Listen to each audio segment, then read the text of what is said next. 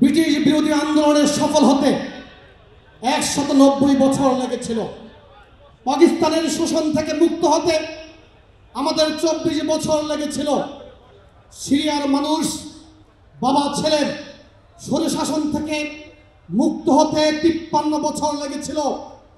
গাদ্দাফিকে সরাতে লিবিয়ায় 42 বছর লেগেছিল। ইরানে 38 বছর লেগেছিল সপরিবারের ফেসিবাদ থেকে মুক্ত হতে। জিম্বাবুয়ে 37 বছর লেগেছিল। কঙ্গোতে 36 বছর লেগেছিল মবুতুকে সরাতে। এগুলো সকলেই আমরা জানি। চ্যালেঞ্জ হচ্ছে পুরো জাতির মধ্যে ফেসিবাদকে, স্বৈরাচারকে হটানোর আকাঙ্ক্ষা ধরে রাখা। যুগে যুগে এই ফেসিবাদের বিরুদ্ধে যারা আকাঙ্ক্ষা ধরে রেখেছিল, হয় কোনো ব্যক্তির নেতৃত্ব, না হয় কোনো দলের নেতৃত্ব। আল্লাহর অশেষ রহমত, বাংলাদেশে দুটোই ছিল।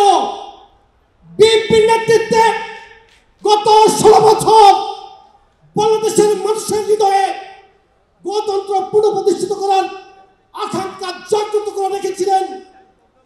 আমাদের প্রকৃতি শব্দ সৌন্দর্য আর মা মাটি মানুষের নেত্রী দেশনেত্রী বেগম খালেদা জিয়া এবং তার নেতৃত্বের ধারাবাহিকতায় আমাদের প্রিয় নেতা বিএনপির ভারপ্রাপ্ত চেয়ারম্যান জনাব তারেক রহমান রাজনীতির খোলা হাওয়ায় যিনি বেড়ে উঠেছেন, রাষ্ট্রপতি পিতার উদার রাজনীতির স্রোতজার বুকে বহমান, প্রধানমন্ত্রী মায়ের লৌহ দৃঢ়তা যার প্রকৃত স্বভাব, যিনি হাজার মাইল দূরে থেকে নিরন্তর প্রাণান্তকর দৃঢ় নীরব সংগ্রাম চালিয়েছিলেন শুধু বাংলাদেশের প্রতি ইঞ্চি ভূমির স্বাধীনতার সার্বভৌমত্বকে রক্ষা করার জন্য, যাকে সাথে নিয়ে আগামী দিনে মানুষ বাংলাদেশের গণতন্ত্রের অভিষেক উদযাপনের স্বপ্ন দেখে আমাদের প্রিয় নেতা আজকের প্রধান অতিথি বিএনপির ভারপ্রাপ্ত চেয়ারম্যান জনাব তারেক রহমান